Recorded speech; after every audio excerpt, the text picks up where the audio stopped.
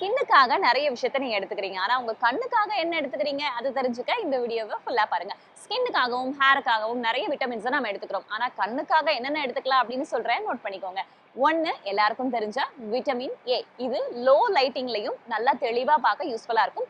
Corneal damage வராம தடுக்கும். Try ice வராமலும் இது பாதுகாக்கும் அப்படின்னு சொல்றாங்க மருத்துவர்கள். இது எதுலலாம் இருக்குன்னு பார்த்தோம்னா, அஃப்கோர்ஸ் எல்லாருக்கும் தெரிஞ்ச கேரட்ல அதிகமா இருக்கு. கீரையில இருக்கு. அது மட்டும் இல்லாம ஸ்வீட் பொட்டேட்டோலயுமே விட்டமின் ஏ அதிகமாவே இருக்கு. 2வது விட்டமின் சி.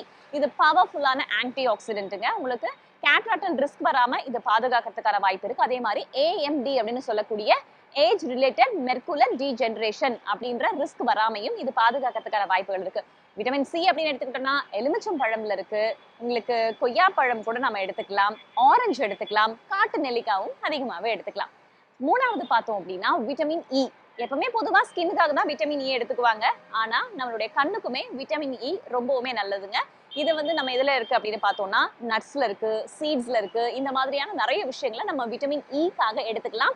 இதுவுமே ஏஎம்டிக்கான ரிஸ்கை ஸ்லோ பண்றதுக்கான வாய்ப்பு இருக்கு. இப்ப நான் சொன்ன விஷயங்கள்ல எந்த விட்டமினை நீங்க அதிகமா புடிச்சு நிறைய எடுத்துக்கிட்டு இருக்கீங்க அப்படின்றத கீழே கமெண்ட்ல சொல்லுங்க. இந்த ஹெல்தி டாக்ஸ் வித் வேதா, அறிவோம் ஆரோக்கியம்.